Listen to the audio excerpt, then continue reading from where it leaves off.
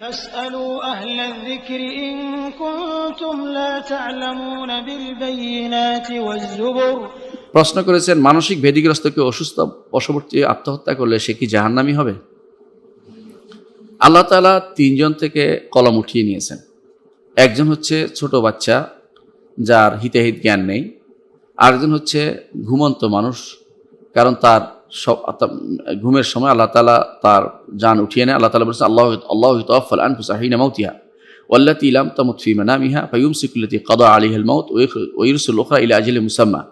এর অর্থ হচ্ছে সব ঘুমন্ত অবস্থায় কিন্তু আল্লাহ তাআলা মানুষের রুহটা নিয়ে যান। সুতরাং সেই ঘুমে অবস্থা কি করছে এবং ছোট বাচ্চা কি করছে, দুইটা থেকে কলম উঠিয়ে নিয়ে আসে। 3 নম্বর হচ্ছে মানসিক ব্যাধিগ্রস্ত ব্যক্তি যা করে সেটা থেকে আল্লাহ তাআলা কলম উঠিয়ে নিয়েছেন। রাসূলুল্লাহ সাল্লাল্লাহু আলাইহি ওয়াসাল্লাম বলেছেন যে রুফিআল কালামু আন থালাত, 3 শ্রেণীর লোক থেকে বাধ্যবাধকতার কলম উঠিয়ে নিয়েছেন, তাদেরকে আল্লাহ তাআলা এর জন্য পাকড়াও করবেন। দুনিয়ার বুকে কোনো কিছু অন্যায় হলে সেটা শাস্তি সে পাবে, অথবা তার পরিবার অথবা জরিমানা দিবে, কিন্তু আল্লাহর কাছে সেটার কোনো জবাবদিহি করতে হবে না। 1 নম্বর হচ্ছে ছোট বাচ্চা বড় হওয়া পর্যন্ত, তার আর বয়প্রাপ্ত হওয়া পর্যন্ত, আর ঘুমন্ত মানুষ জাগ্রত হওয়া পর্যন্ত, আর 3 নম্বর হচ্ছে পাগল বা মানসিক ব্যাধিগ্রস্ত লোক যতক্ষণ সুস্থ না হচ্ছে।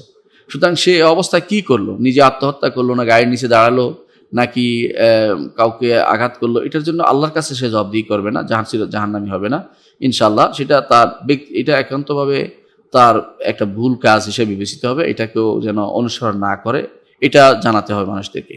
সুতরাং মানসিক অসুস্থ হয়ে কেউ যদি কোনো আত্মহত্যা করে, সেটার জন্য চিরস্থায়ী জাহান্নামী হবে না, এবং সে জাহান্নামী নাও হতে পারে। আল্লাহ তাআলা তাকে তাকলিফ থেকে উঠিয়ে দিয়েছেন, ওইটার জন্য শাস্তি নাও মোটেই পাবেন না, বরং সে ইমানদার হিসেবে আগে যেটি অবস্থা ছিল সে অবস্থা অনুসারে তার বিচার হবে। অর্থাৎ পাগল হওয়ার আগে যদি ভালো থেকে থাকে তো সেটার উপরে তার বিচার হবে, অর্থাৎ সে মুসলিম। আর অথবা যদি মুসলিম সন্তান ছোটকাল থেকেই কেউ যদি এরকম হয়, তাহলে মুসলিমের হিসেবে কাজ হবে, তাকে মুসলিম ধরা হবে, এবং তার জন্য মুসলিম কবরস্থানে তার জায়গা হবে, জানাজা হবে, তার জন্য সালাত হবে, তার জন্য দোয়া করা হবে, সবই সে পাবে। এর বিপরীতে যে ব্যক্তি আল্লাহর উপর করে, আল্লাহ কেন আমাকে দিল না, আল্লাহ আত্মহত্যা করে ফেলবে, এরকম আল্লাহর উপরে যে ব্যক্তি নিরাশ হয়ে যে ব্যক্তি আত্মহত্যা করবে, তার জন্য সে জাহান্নামী, তার জন্য কোনো সালাত নেই। আবার কখনো কখনো ব্যক্তি পর্যায়ে একে অপরকে, কারো মায়ের উপরে, বউর উপরে, অথবা কারো স্ত্রীর, কারো স্বামীর উপরে কেউ করে রাগ করে আত্মহত্যা করে ফেলে, সেটার জন্য চিরস্থায়ী জাহান্নামী হওয়া জরুরি না, তবে সে জাহান্নামে যাবে, শাস্তি পাবে। সে পাবে, সেই জানাজা পাবে, এবং সে দোয়া পাবে, মুসলিমদের কবরস্থানে তাকে দাফন করা হবে, কারণ সে আসলে আল্লাহর উপরে কোনো রকমের তার অসন্তুষ্টি ছিল না। অসন্তুষ্ট হলেই সমস্যা। আল্লাহর উপর অসন্তুষ্ট হলে, প্রমাণিত হলে, সেটার জন্য আর তার জন্য কোনো দোয়া নেই, তার জন্য কোনো জান্নাতের কিছুই, মানে জান্নাতে যাওয়ার জন্য কোনো কিছুই করা যাবে না, অর্থাৎ দোয়া করা যাবে না, সালাত আদায় করা যাবে না, মুসলিমদের কবরস্থানে দাফন করা যাবে না, কারণ সে কাফের হয়ে গেছে। কারণ আল্লাহর অসন্তুষ্টি অর্থ হচ্ছে কাফের হয়ে যাওয়া।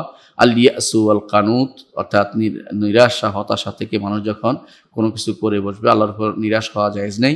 ওমান ইয়াকনাতু মির রাহমাতি রাব্বি ইল্লা দাল্লুন, যারা পথভ্রষ্ট তারা ছাড়া কেউ আল্লাহর উপর নিরাশ হয় না। সুতরাং পথভ্রষ্ট ইহুদি, নাসারা, কাফের, তাদের মতো হয়ে যে ব্যক্তি গেছে, তার তো সে ঈমান হারা হয়ে গেছে, এই জন্য তার উপর জানাজা পড়া যায় না, সে জাহান্নামে যাবে। আর যে ব্যক্তি কোনো নিজের ভুলবশত অবুঝের কারণে করেছে, সেটার জন্য জাহান্নামী বলা যাবে না কাউকে। আশা করি বিষয়টা বুঝতে পারছেন।